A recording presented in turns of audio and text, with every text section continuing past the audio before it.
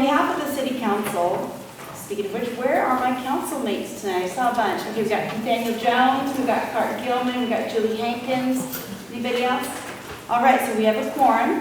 So we're going to stay on opposite ends of the room. So I'd like to welcome you to tonight's Downtown Strategy Workshop. How many of you are here at your first workshop? Raise your hand. Wow. Okay, cool. Everybody give them a hand of applause. All right. And for the rest of you, thanks for continuing on this important work.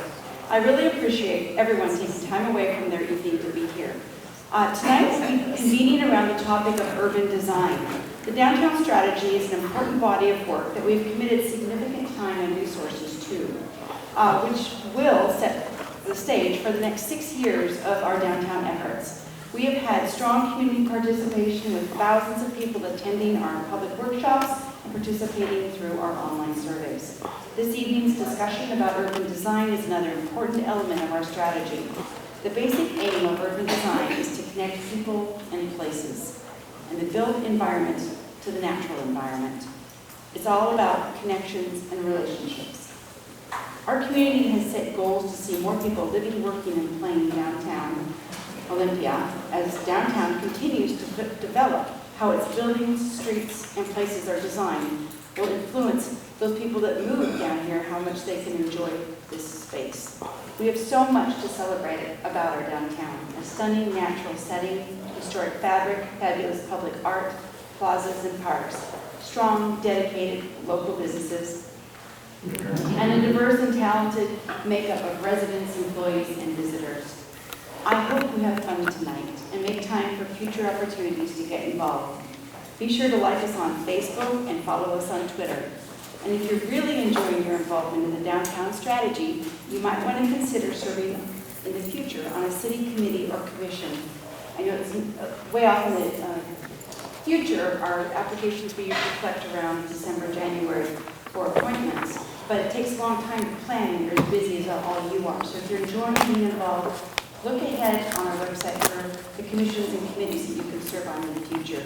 And you never know, someday you might find yourself running for office. Thank you. Great. Hand it back over to Ms. Amy. Yes, thank you. Thank you, Amy Buckler. Thank you, Mayor. All right, good evening. I'm Amy Buckler, Senior Planner with the Department of Community Planning and Development. And I'm going to ask you to just kind of raise your hand as a body, but with me tonight are several other members of the city staff and from Makers Architecture and Urban Design, the consulting firm helping us with the strategy. Raise your hand, guys. We all have these name tags on, so if there's anything you need tonight, just find one of us and we'll be happy to help you.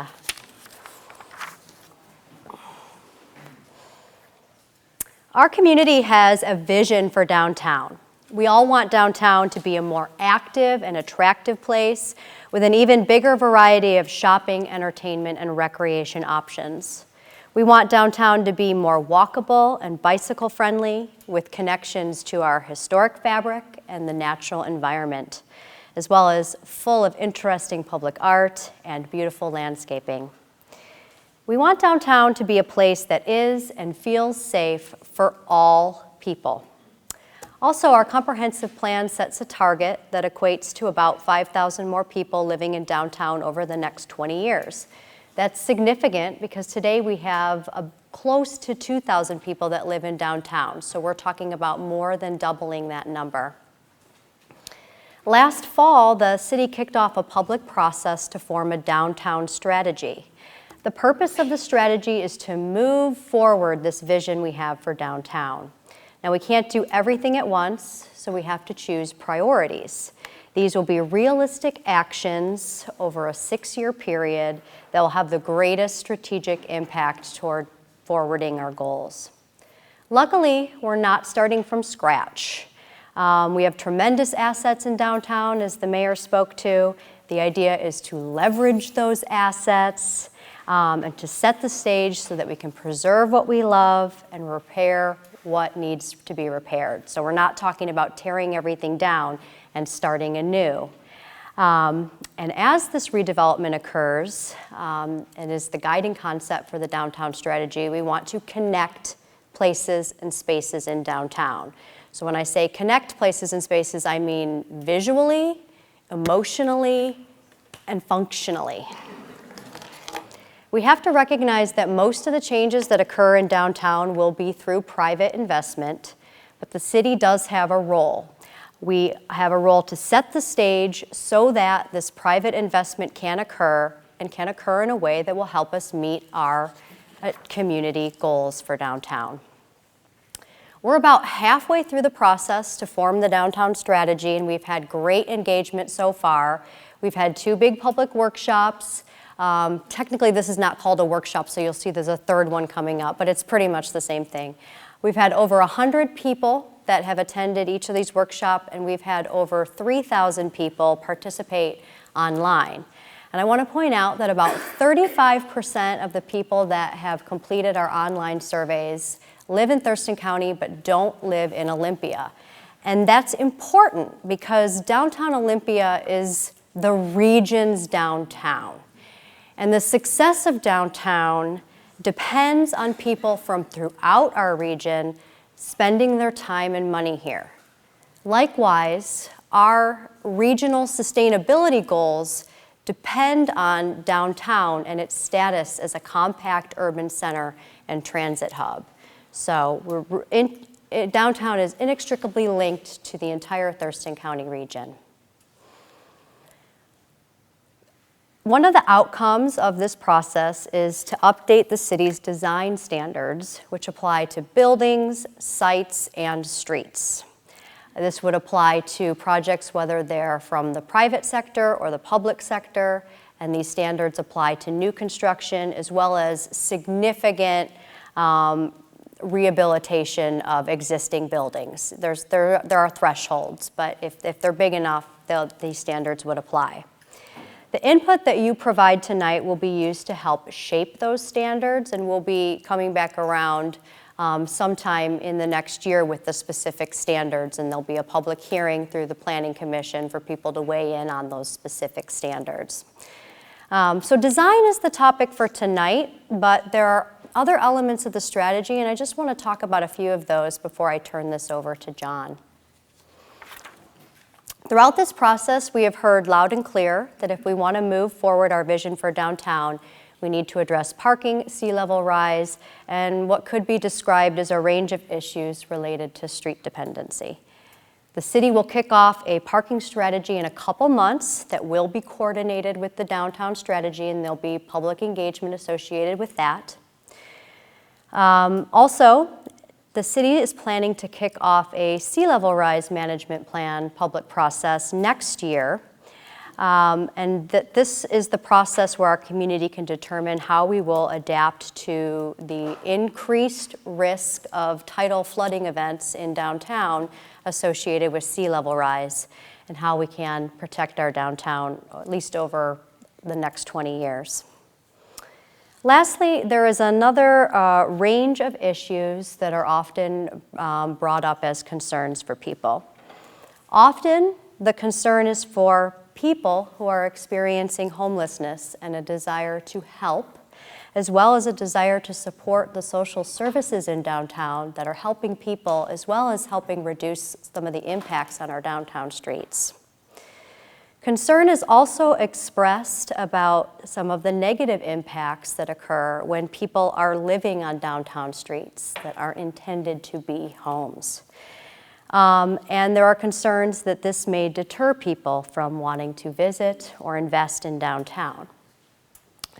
Now, some people have used the word vagrancy, and I have to apologize because I have used this word a couple times. But it is important that we not use this word to describe people. Vagrancy is a certain type of crime.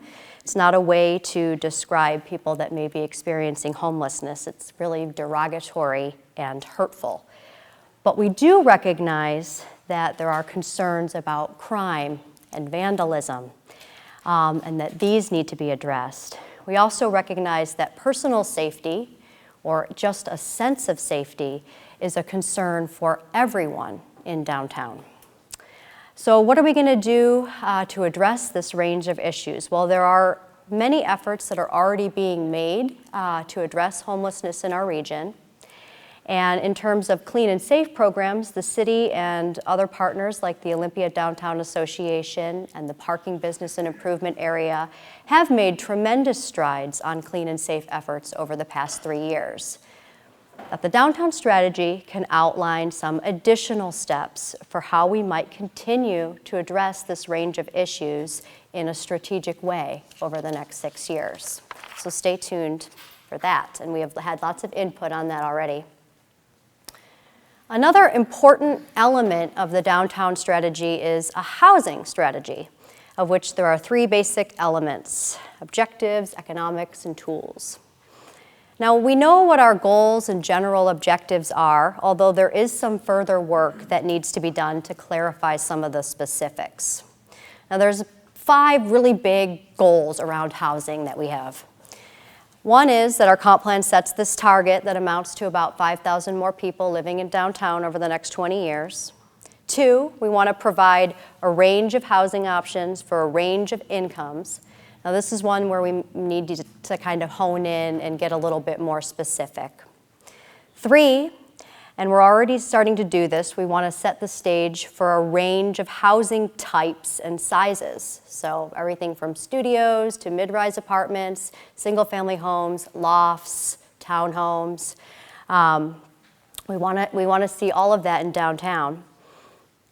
And that is one of the ways that we will provide a range of housing for a range of incomes, is by providing different types. 4, we're not just talking about setting the stage or for more housing, we're talking about creating complete neighborhoods in downtown. So setting the stage for more convenience retail and other facilities and services that will meet the needs of people that are living in downtown on a day-to-day basis.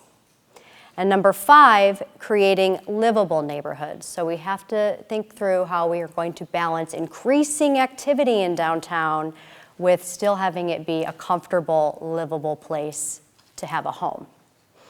So we're going to continue to hone in on this housing strategy as the process moves forward. The economics is another big piece of this. We just completed a market analysis for downtown that's online. We also are just getting started on some feasibility analysis work to test the viability of certain types of development projects in the downtown and what types of tools we may be able to put in place to increase the viability of those types of desired projects, as well as exploring tools that may be needed to help us meet some of the other goals that I described. I know that there is a fear of gentrification for downtown. In general, gentrification is a phenomenon that's associated with urban revitalization, whereby property values rise and lower income people can no longer afford to live in that place. Over the past couple years, there's been a lot in the news about this happening in Seattle. But we need to remember that Olympia is not in the same place that Seattle's in right now in terms of how much available land we have for redevelopment, our property values, our job market. But this is not to say that our property values won't rise as redevelopment occurs. But what I am saying is that we do have some time to think proactively about how we're going to set the stage to provide a range of housing for a range of incomes. Right now, we have about 57% of our housing stock in downtown is subsidized or low-income housing. And so in the short term, yeah, we want to raise the ratio of market rate housing. And we've been planning for this for decades. So now that we're starting to see it, this is a good thing for our downtown. And it's a good thing for helping us meet our downtown goals. But over the long term, we want to achieve a more balanced ratio, one that includes both subsidized and market rate housing and a range of options for people with a range of lifestyles and incomes. Now, there's 2 things I really don't want to see happen with our housing strategy. And one is I don't want us to ignore that affordable housing for everyone is an extremely important goal. Number 2, I don't want our community to freak out and start putting a whole bunch of regulations in place without thinking carefully about what the real best approach is. It's going to take us longer than just the next few months to think this through as a community and figure out what steps we're going to take. But the downtown strategy will outline steps that we can take over the next year or two so that we can have a thoughtful and inclusive process for really thinking this through and meeting these housing goals. So we're going to talk more about housing at our next workshop, which is June 6th here at the Olympia Center. There's an open house part at 6:30, and then it kicks off at 6 o'clock. That's in 2 weeks. We'll also talk more about the retail aspects of the strategy, as well as view protection, and go through a view shed analysis that we've been working on. So please, I hope that you'll come. We'll have an online opportunity at the end of June, which will incorporate tonight's topics as well as June 6 topics. So if you have a friend that couldn't make it, let them know. But really, tonight's topic is urban design. So without further ado, I'll introduce John Owen from Makers. Thank you.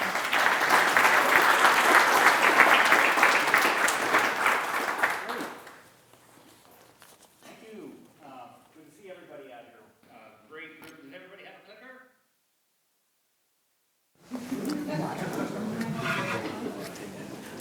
Okay.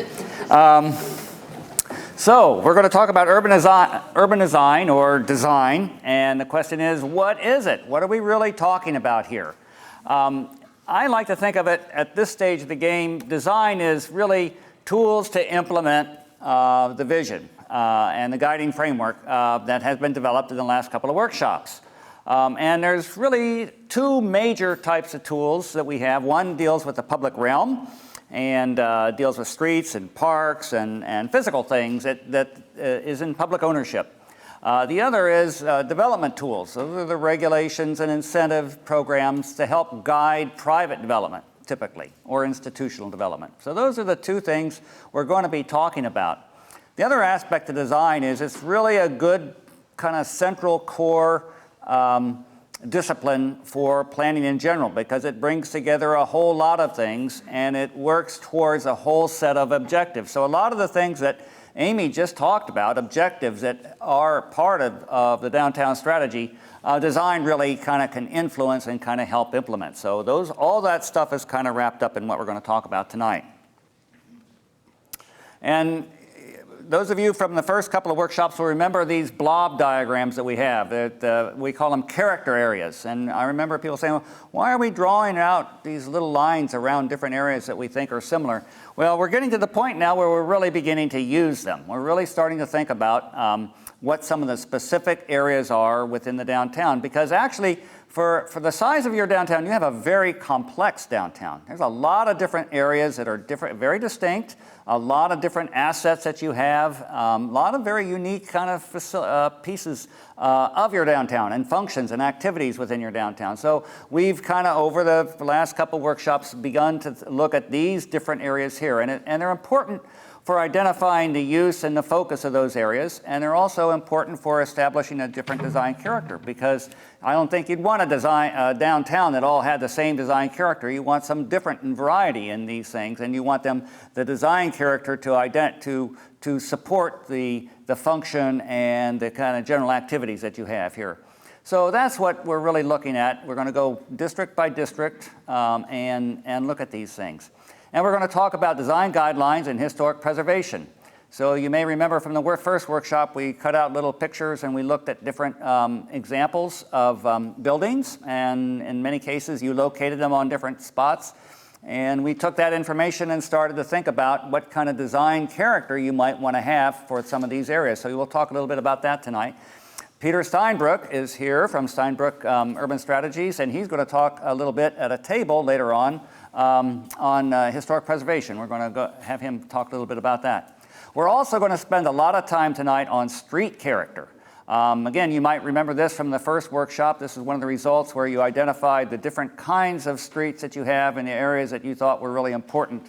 And we kind of summarized that in this drawing here. And I know you can't read it, and it doesn't matter, but we used it to kind of think about how the character of these streets might be. And we'll explain that in a little bit. So in that process, we've had MIG, SVR, help us come up with different areas, special streets that require improvement. Now, some of them that you'll see, I know it's hard to read, but we'll go through this a little bit later, are streets that the city has already identified for pavement improvements. So those are streets that already have some funding associated with them. So we took a special look at those. Those are the ones that you might be able to see with the dotted lines there. But there's other streets that are also very important that you helped identify at the first work session. And then in working with city staff, we've taken a look at those. So we're going to go through those. What you'll notice is some of these street investments here really require, before we really design the street, we need to look comprehensively. We need to do a traffic study because some of them involve changes to the configuration of the lanes and signalization and that type of thing. So those are things that really require a comprehensive look at what they might, how they might impact traffic. And we're going to also all be really very multimodal about this. Now, what you'll notice in the street design stuff that we're going to present tonight is they really focus on bike and ped and transit. And when we presented that to the stakeholder work group, they said, well, that's great, but you know, what's going to happen to all the vehicle traffic? What's going to be the automobile? How are we going to move freight through this area? Because we've got a lot of freight coming through here. So we want to make sure that we say that this is, while we're looking at the pedestrian and bike and transit improvements and those concerns, we're not forgetting the traffic as well. In fact, that's why we need, in many cases, to do a comprehensive transportation study that would look at the impacts to traffic, because we don't want to gum up the regional transportation system that really is the focal point, has downtown as a focal point. But at the same time, we do know that the pedestrian, bike, and transit is very important for any downtown. You need to have those modes, and typically those are the modes that are not taken into account as much as traffic in some cases. So we are focusing on those particular area. So one thing that we have been looking at, just we're still in the introductory phase here, but we have been tasked by the city to make sure we can think about a north-south bikeway.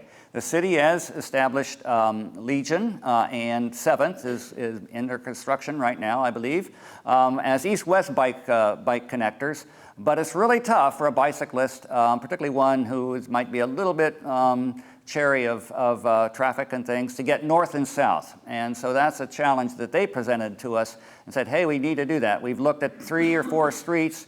Washington Street is one that the city has been looking at. It's got, in order to get a real safe bike lanes there, it's going to take some configurations and might take a lot of effort to do that. Franklin, there's too many buses on Franklin. But we've also looked at Cherry, and we're going to talk a little bit about Cherry as well. So we'll talk about those streets as well. But getting to what we're really, I think, focusing on is the street character. And as I go through this, we'll present some of the different street character thoughts that we have and get up to speed like that. So what you see in this particular plan is the thick streets are ones we focused on specifically, and then the thin colors are ones that would have a more of an area-wide kind of street character. Again, we'll talk a little bit more about that. So we're getting ready to do some input. So we all have clickers? Great. Okay, so I'm going to talk a little bit about things we need to do there with the clickers.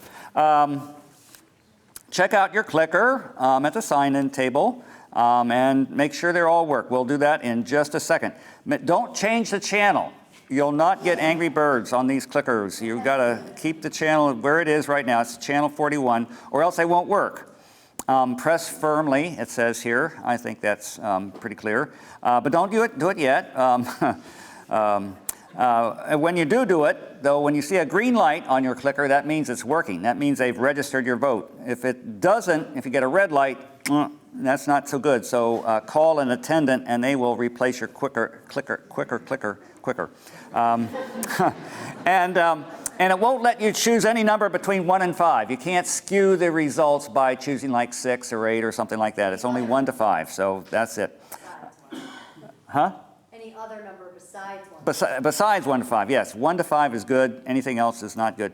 And here's the most important thing. Please return them. These belong to the state of Washington. That is to all of us. So we got to make sure that we get them all back, because if we don't, they'll send out a SWAT team after us.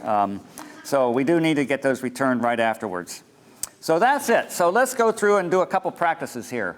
Oh, well, wait a minute. First a minute. The input goes something like this. If you like the proposal that's on the screen, go 5. Great, high priorities. We should do it. 4 is really good. Pursue it, but maybe not quite as high a priority as 5. 3 is neutral or unsure.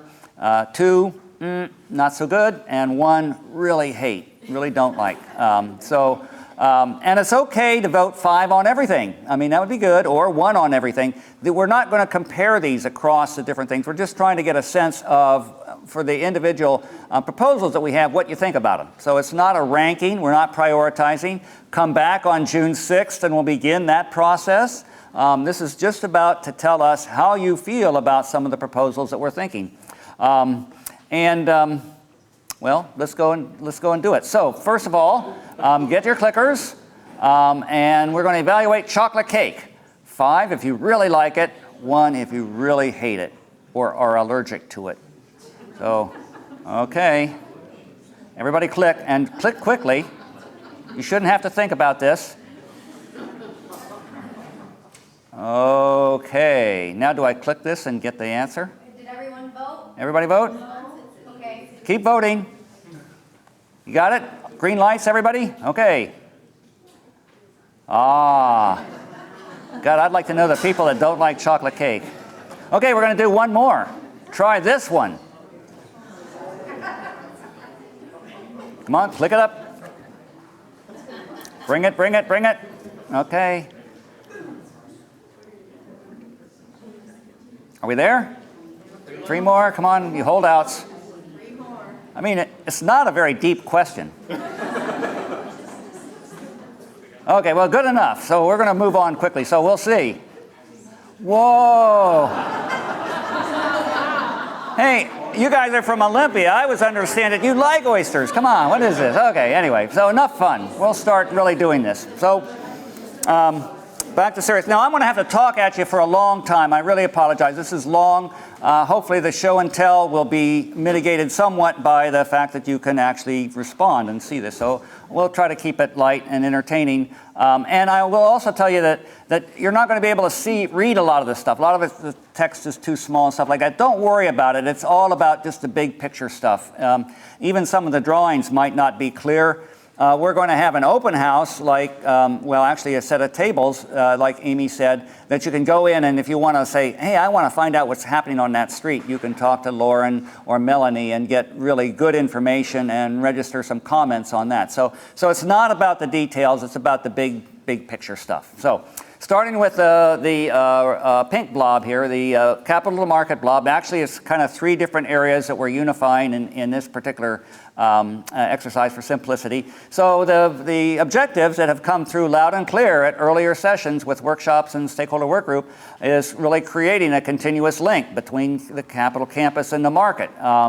There would be residential throughout, just to give you background. It would be comprised of 3 different areas, like I say. And the market area, you want to build on the market characteristics and what's going on up there at Percival Landing. At the core, obviously, the historical importance, and in the south end, connected lake. So that's just a background. So the streets that we're going to look at, and we want you to kind of think about, are Capitol Way, Legion Way, and Washington Street. So let's take a look at Capitol Way. So Capitol Way, you'll remember that there was a study that looked at greening Capitol Way about 1.5 years ago.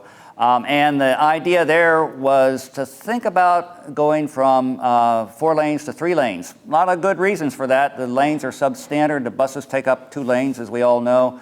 And in a lot of cases, 3 lanes actually works better than 4 lanes. A lot of cases, they really work. So the idea would be strong for buses and peds and vehicles, not so much for bikes. You know, that was one diversion from what the earlier study was. And this really does require a transportation study, because this is a complex street, a lot of turning movements, a lot of signals, and a lot of bus traffic. So we really have to study this to make sure that the road diet would work. In terms of character, which is really what the focus of tonight is we'd have a strong linear character that would be, you know, as you look down from the campus, you would get this sense of continuity all the way through. There would be some variation. Maybe it's not all the same tree, but you would say, yes, I understand. This is the spine of the city. This is great. And as the notations there say, you'd have good classic linear kind of plantings and street furniture, and it would have a good strong sense of directionality and spatial quality to it. Those are planning terms, but anyway, it would really be quite a nice area. While we're talking about Capitol Way, we'd also like to talk about the core area streetscape. Here again, you've got already some really beautiful core area streets, Fifth, you know, and a number of these. So in this particular case, we really want to frame the historic buildings. Don't want to obscure them with any more heavy trees. Maybe light trees would be fine. Some nice plantings. Certainly pick up and continue the historical lights that you have, and clean, classically oriented furniture. Nothing really jazzy or spacey in this area. And a little more uniformity than you might have in some of the other areas. So we're getting ready to vote. So the issue there is, do you really want to have the Capitol Way 4 lanes to 3 lanes? And I don't know why we don't have the wording on here. Anyway, 4 lanes to 3 lanes to look at it, not to do it, but to look at it and study it. And also the kind of classic, relatively uniform street furniture that we have on Capitol Way and in the core. So, oh, there we go. Okay, oh, I'm sorry. Okay, there we are. So there it is. That's what we're voting on. Go ahead, vote.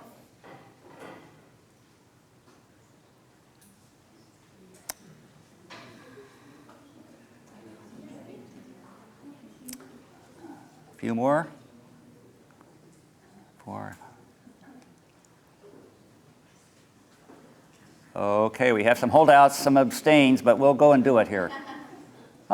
Pretty good.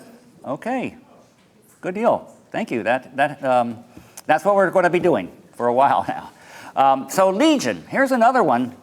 Legion, in this particular case, it would not be to change the function of Legion, except to make it more of a festival street on special occasions and perhaps Saturdays, for example.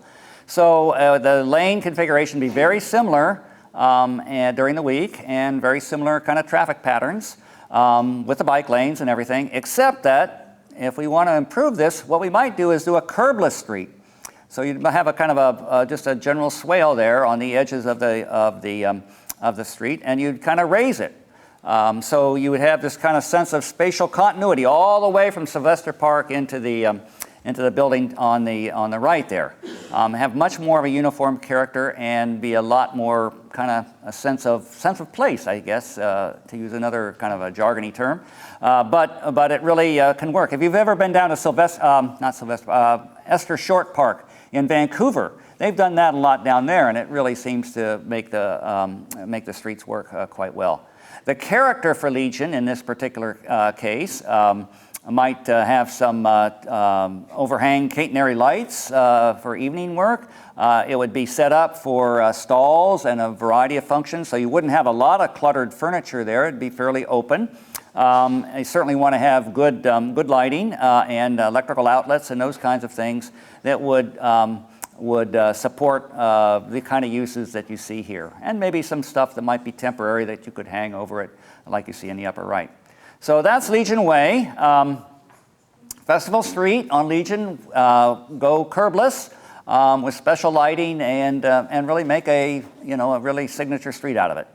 So again, 5 is good, 1 not so good.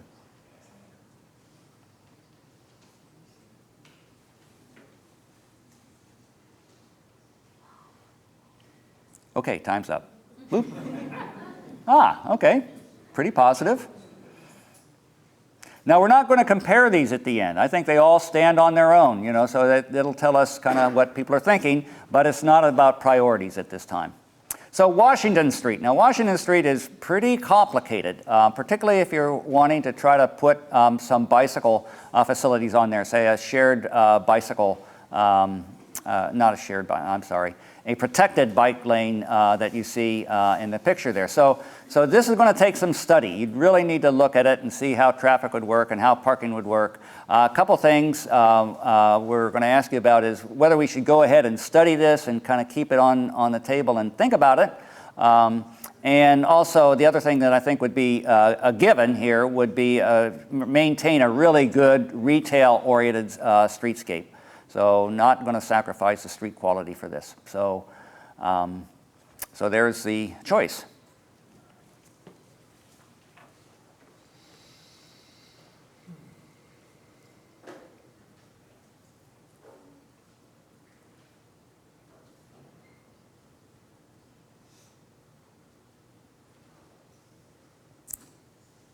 Three, two, one. Okay. Pretty good. Some questions there. Now, if you have questions on these streets, like I say, Melanie and Lauren and their compatriots are going to be over on the street table over here, and they can talk a little bit more about it.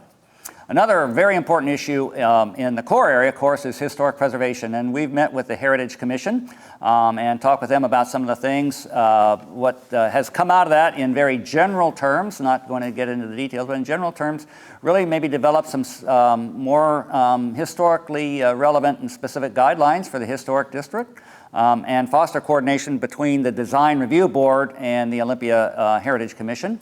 And consider streetscapes that enhance the historic areas. We talked a little bit about that before. But the big deal, I think, is to really make sure that when design review happens in the core area, the values and objectives of historic preservation are a little bit stronger voiced in that arena.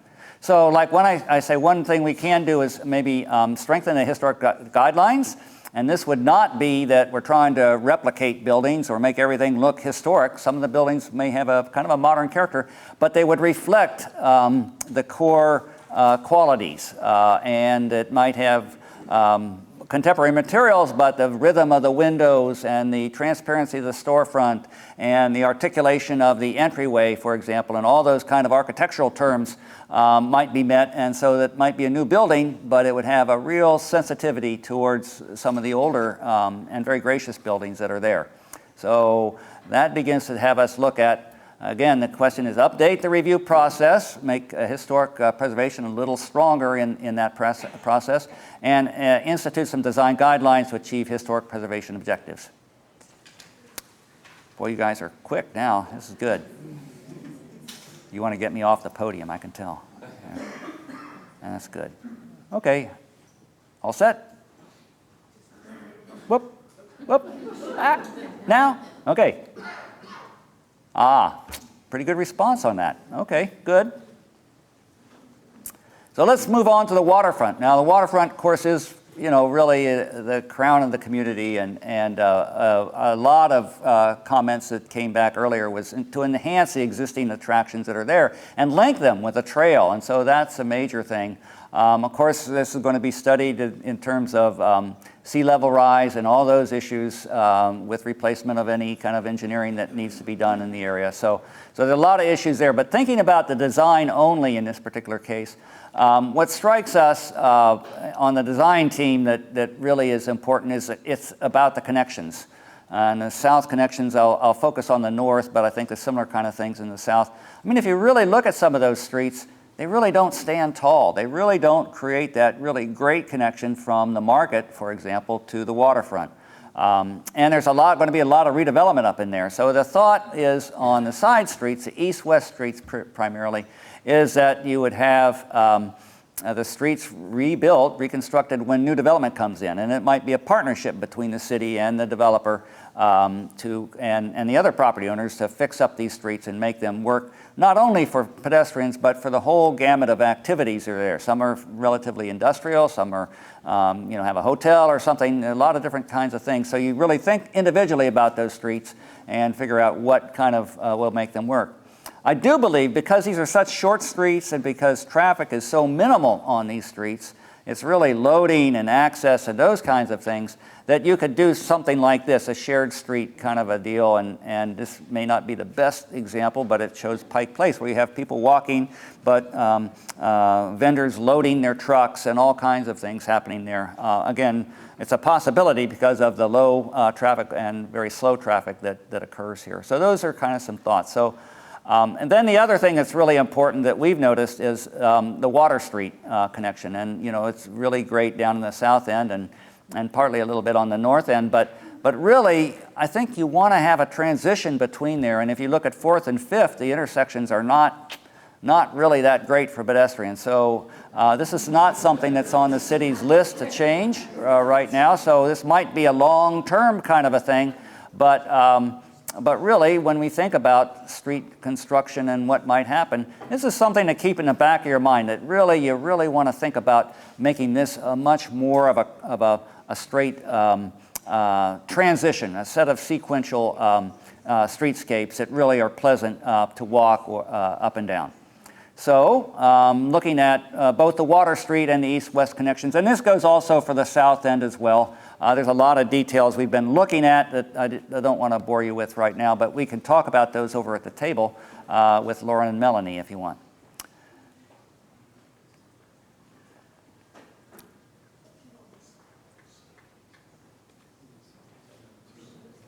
Pretty good. Okay, good.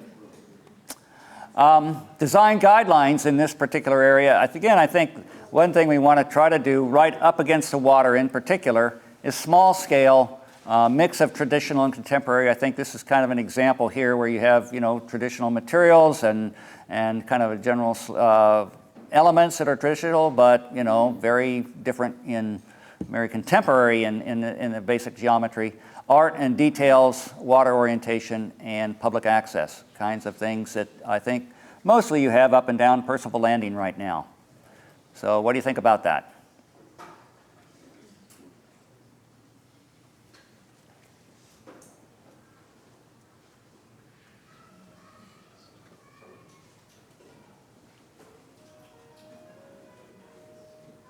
Who's holding out?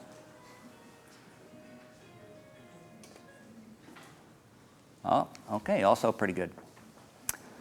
Now, getting over to the Art Tech District. Amy called it the Artisanal Tech District the other day. I thought that was a pretty good way of thinking about it. You know, this is one that kind of grew out of some of the workshops that you did, and with the stakeholder work group, they kind of said, you know, we need to think about this kind of area and these kinds of activities in our downtown. So this is an area that would be a mix of things, a lot of employment, arts, entertainment, small artisan manufacturing, and a lot of different activities. Really celebrate the variety of activities largely that you have down here, but it's also a place that you might see evergreeners, you know, starting a business and that type of thing. In this particular area, the housing types would probably be pretty unique. It might be loft apartments and those kinds of things. People that really enjoy the kind of hurly-burly workshop kind of living. Also, folks have talked about building a little bit of a tech center here on the lot, using the lot as kind of a building block for this with all the water quality work that they're doing. It also, in spite of just all the talking about the industrial and manufacturing and all that stuff, it'd be all ages. Hands-on Museum, of course, is located there. Lots of energy in this area. One thing we want to make sure we do, whatever else we do, is make sure it's safe. And it has a lot of amenities, and it would be kind of, like I say, this attractive workshop character. So what that means in terms of streets is a couple things we wanted to look at in specifics. Thurston Avenue, Cherry Street, and Jefferson Street. But first, looking in general, this is just for all in general of the streets here, this would have kind of a little more of a utilitarian character than you would find in the core or in some of the areas. The furniture might be more varied, perhaps a little more utilitarian in some cases. Instead of having the historic lights, you might want to retrofit some of the existing poles out there with clamp-on lights, for example. A little more impromptu, if you will, but certainly work and feed that kind of character. Lauren and Melanie have said the Cherry Street parklet provides kind of a precedent for this kind of area. It's very well crafted, but but a little bit different, a little bit quirky. And of course, a variety of furniture, depending upon the use and the type of function that's there. Also, when you think about this area, there's a lot of driveways, there's going to be a lot of access points, a lot of different kinds of uses. It may be tough to do big, long rows of street trees, for example, or street furniture, or some special pavement. It may not be the place for that. But you will have opportunities at the intersections. So those are the places where you could have a nice bulb and maybe a nice larger tree, something that would work a little bit away from the power wires, so it could be maybe a little bit bigger in this area. So really thinking about how this area might look, it might be kind of workaday as you walk up and down. But as you look down the street, you might see this kind of nice greening effect. So the green would be a landmark or a punctuation mark rather than a uniform treatment. And it's just something to think about in softening and creating a better atmosphere in here. So in thinking about in general in the artisanal tech area, emphasize low-key utilitarian streetscapes, not too expensive, try to keep it fairly cheap so we could keep the infrastructure up. Focus on intersections and specific opportunities. What do you think?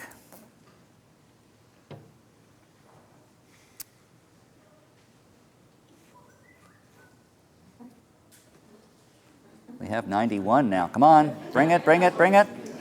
Okay. Yeah, pretty high marks on that one. Okay, good. Now again, we're just kind of going, this is all kind of top level stuff. You'll have a chance to talk about this much more in depth at the tables in a minute.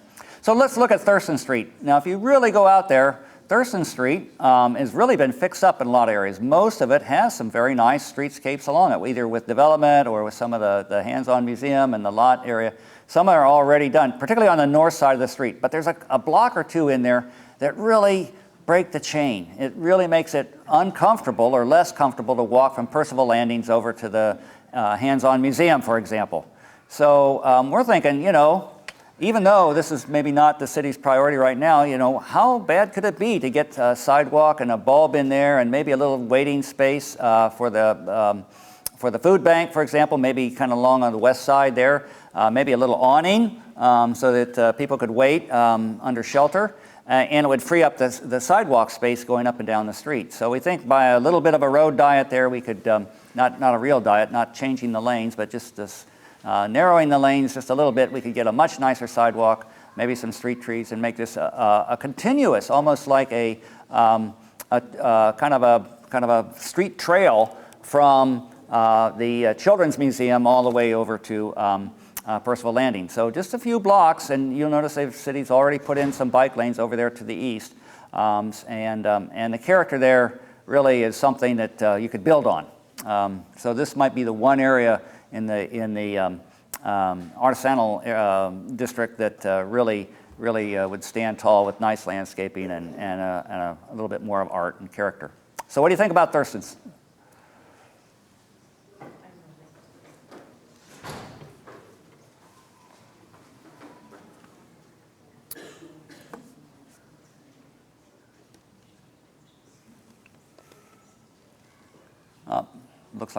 Looks like a plus there. Good. Cherry. Now, Cherry's interesting. We talked about wanting to get a north-south access route, and we talked about Franklin having too many buses on it. Buses and bikes, I got to tell you, don't really mix very well. Jefferson's got train tracks on it. So what are we thinking? Well, maybe Cherry could be a good short-term solution. Now, this wouldn't be a bike trail or a bike path or a separated protected bike lane or any of that type of thing. It would be kind of in lane, sharrows, but the traffic is pretty slow and not a lot of traffic on Cherry. So it would be relatively safe. You got a traffic signal at 4th, so you can get across there and go to the north. So there's some thoughts there. And also, if you look at it, it would really provide a loop. You could come in from the east, say on Legion or 7th, take Cherry up north. We'll show you about getting through the State Street properties and then go over on Thurston, and you're connected all the way to Percival's Landing or the market. So all that would work pretty well. So we're thinking, you know, Cherry might have some thoughts. Lauren and Melanie have put together some pictures here to show how you would do it. I think one thing you do is go out on a Sunday night, like 3 o'clock in the morning, and turn the stop signs around. So people going east and west would have to stop and Cherry would go through. What do you think about that?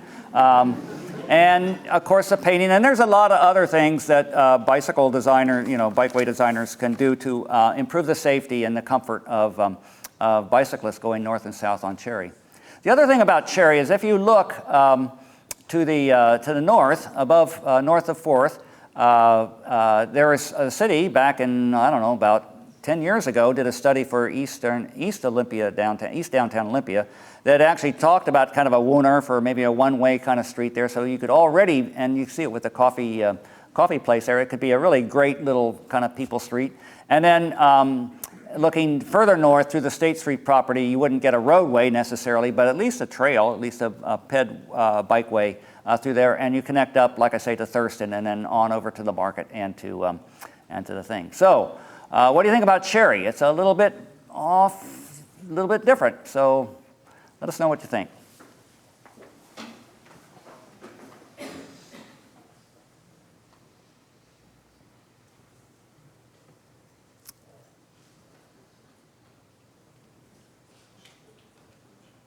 Any more? A little reticence? You could always just push 3 if you're not sure. Just a thought. Okay, we got some abstentions here. Oh, still pretty positive. Some folks really don't like that idea. Come talk to us about it. If you really don't like something, really come talk to us about your concerns on this. So Jefferson. Now Jefferson is really an interesting street. The rails make it very dangerous for bicyclists, so that's one reason we didn't look at that. But you see, if you take a look at this picture, you'll see something very interesting. What these folks have done on the left here, the Mexican restaurant, they've extended the sidewalk out and got themselves a place, a nice outdoor seating spot. Of course, now they gave up parking, which I guess is their choice, but it really makes it nice for their outdoor seating area. Or it could be for loading or sales or anything. If you had a business there, it'd be useful to have a wider sidewalk in a lot of cases. So we thought about that a little bit. We're thinking, that's interesting that you see that going on there. What about this? What about if you look at the grade, the way most sidewalks and street work, if you just extend the sidewalk out, it slopes towards the street, and then the street, the pavement area, the traffic area, slopes in as well. So they meet down there, and if you just extend the sidewalk out, you get a very low kind of rolled curb there, which in a lot of cases you don't want. So in a lot of cases, a bulb or something like that, you want a nice high curb. But in this case, you might really think, we could put some bollards out, and so in the summertime we could have an outdoor cafe. But if your restaurant goes bust and you get some other kind of retailer in there that doesn't want that, just move the bollards back, and you've got a parking spot. Or if it's wintertime and you don't want to have outdoor seating, well, then just move the bollards back. So there's a lot of opportunities there, and I've not seen this in a lot of cases. I think this would, we could make this a Jefferson specialty here and use it in other cases, and I bet once it starts working, then you start seeing these in other cities. Interesting idea. Anyway, it just was something that came out of something that has been already happening. So let us know what you think about this. This is primarily in the art tech area because we have such flexibility here.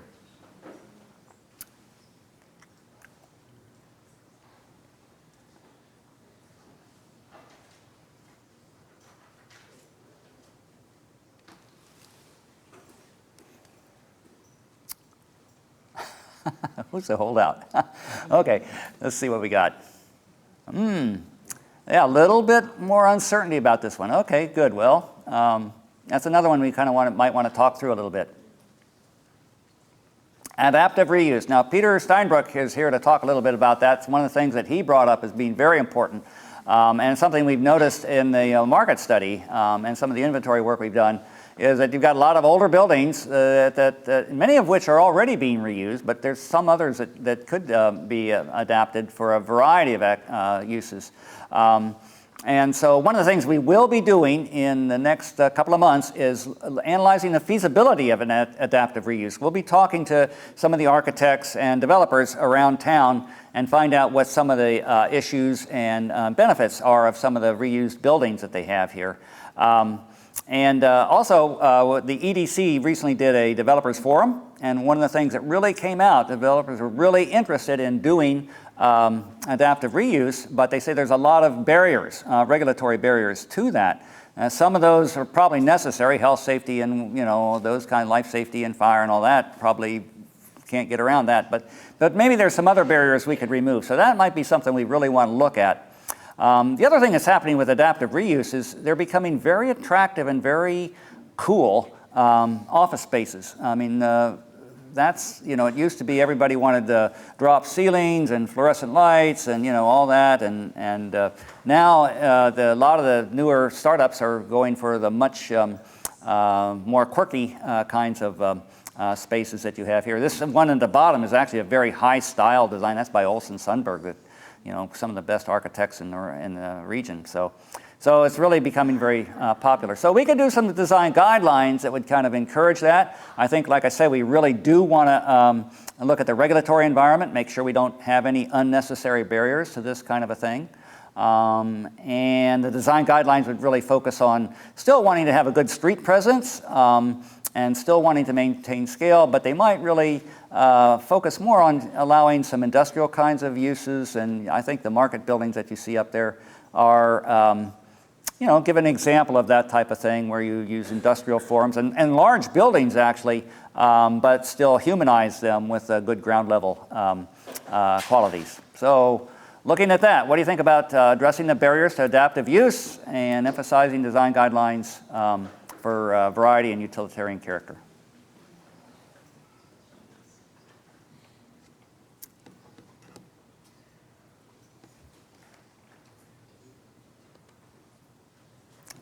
Looks like we're going to put Peter to work. He's going to have to figure out how to make this work. Okay, good. Okay, the entertainment district. We're getting close to the end now. Bear with me on this. The entertainment district really overlaps a couple. It overlaps core there on the west and the Artisanal Tech District on the east. I think two things: focus on life, nightlife, and the arts, and also ensure safety and cleanliness. This is one of the areas that people really say, let's make sure this is safe and inviting for people to come downtown. So that's what we're going to be focusing on in a lot of ways. But in terms of the streetscape stuff, short term, a lot of complaints about the speeding traffic on 4th and freight traffic. Now it is freight route, so it's not going to go away, but maybe there's some things we can do to calm it or mitigate some of the issues. And then in the future, this is a question, in the future, study two-way traffic on 4th and State. So there's kind of two pieces to that. We've complexified it a little bit. So calm traffic on 4th and then study two-way options in the future. Good deal. Then in the streetscape character in the entertainment district, again, a lot of variety and maybe some quirkiness here. Certainly want to emphasize street lights in this particular area. It's also a great place for art, and you can see in the lower right there a traffic or a curb bulb that's really extended out and created plenty of space for gathering and eating and a little nightlife. You might see some decorative pavers that you see there. Streeteries, certainly something that would be encouraged in this area, and just a lot of pedestrian activity and variety. There we go.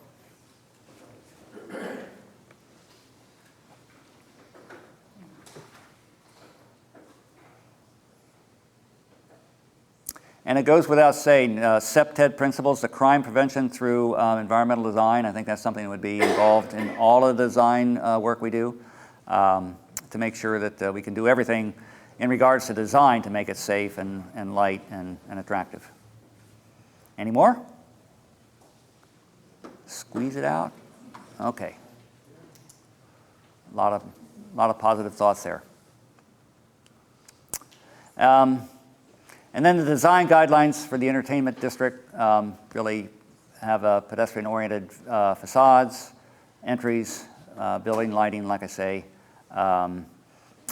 It might be the kind of place you wouldn't want in the historic part, you wouldn't want some of these things, but you might see, particularly on the eastern edge over towards Plum, a little more funk and flash on the architecture like you see here actually from Pearl and Boise and Fremont. What do you think?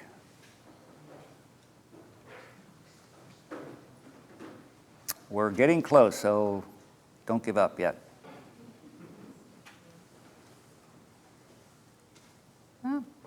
Pretty positive. So southeast downtown neighborhood. Really make this family-friendly residential, really focus on the residential development. Want to have a variety of housing types, something that we saw in the first workshop, that we saw people put large buildings as well as small buildings in this area. Excellent pedestrian connections throughout. And the one street that really, I think, we've focused on is Union, right there. Now, Union's an interesting one, 5 lanes now.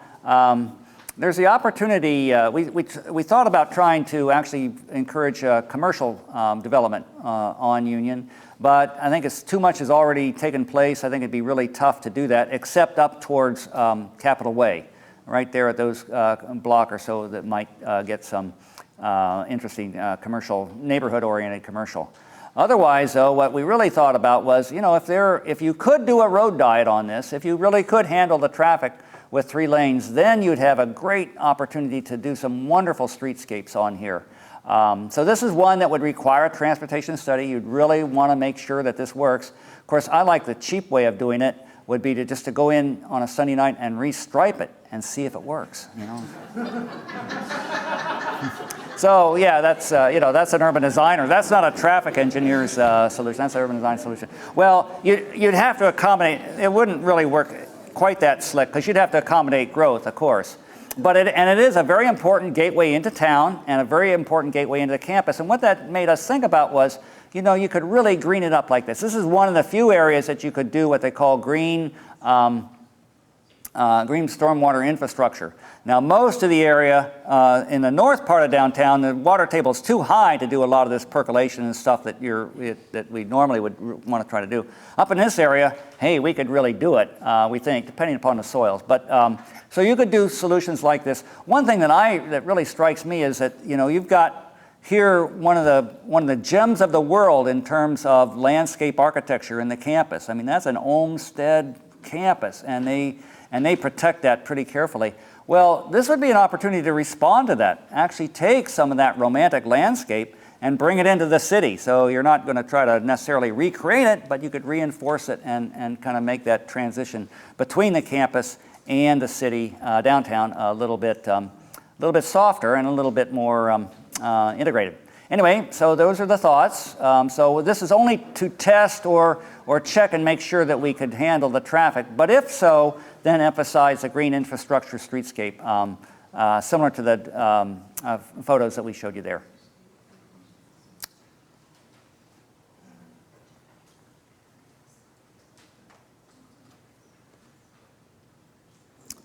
Pretty high marks. Not a lot of negatives. That's pretty good.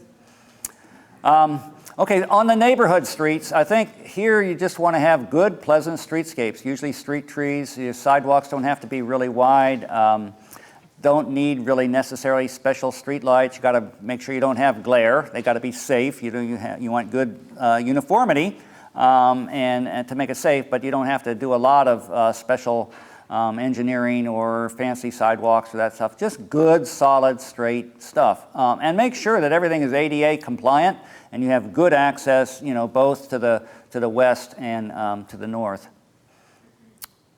So this is mainly minor improvements to the southeast neighborhood as issues and concerns emerge.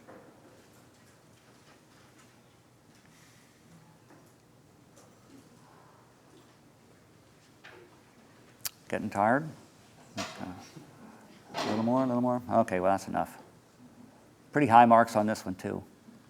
So where I think we really need to focus in the southeast neighborhood, now we've heard issues about parks and things as well, so there is the need over time to make sure that we have good open spaces and stuff. But the other thing that I think we really want to focus on here is the design guidelines, because right now you can build some fairly tall, high, large buildings in this area, so we don't need to upzone it. It's already been upzoned in many cases. So the real trick here is to increase compatibility between some of these new buildings and some of the larger, potentially larger buildings, between the old and new and the large and small. So the guidelines we would propose here really would deal with that. They would deal with privacy, sunlight, those kinds of things that would make sure that we're not forcing out some of the single family and smaller development that we already have here. And it can be done. I know that's been an issue in my neighborhood, and it seems to work pretty well. We also want to retain the human and small architectural scale, keep it kind of, even if it's a big building, make sure there's a lot of details and a pedestrian orientation, and of course, safety and quality. So those things would be something we'd worry about in design guidelines. Also, we want to encourage front yard activity, particularly for townhouses and what we call ground-related units that have you walk directly from the sidewalk into your unit. We want to make sure there's a lot of activity and neighborliness here, try to increase the social capital of the area, and provide privacy for ground-related units. And one of the issues we don't want to do is put ground-related units right up against the sidewalk and then have people staring in at your windows all the time. We find that doesn't really work. So there's some things we can do to make sure that doesn't happen. Also, looking at design guidelines for appropriate infill, whether they're accessory dwelling units or detached accessory dwelling units like you see there in the bottom right. We call them DADUs, those kinds of things, making sure that those opportunities exist in this particular area, because they can do a lot for making housing affordable and adding a lot of richness to the area. So, what do you think about the design guidelines that really try to mitigate any of the issues with large buildings and also ensure a good residential environment? I sense a little slowness out there. Okay, good. Okay. Pretty positive on this too. Okay, so mostly good stuff, and what that does is tell us to go forth and bring this back. Now, Amy will tell you about June 6th is coming up, but we'll take this a little bit further. One thing you notice we didn't talk about with views. We're going to be talking on June 6th about views, so that will come up, and you'll have a chance to talk a little bit about that. We'll also be talking about priorities. Amy will talk a little bit more about that right at the end. But now we have the table section of our thing. So we have streetscapes over here, historic preservation with Peter in the back corner window area there. I will hang out with a couple folks over there, and then the city, all other topics will be up against the wall over there. So we're going to have a break, and we really encourage you to kind of go and mix it up with these folks. We have opportunities for comments and questions.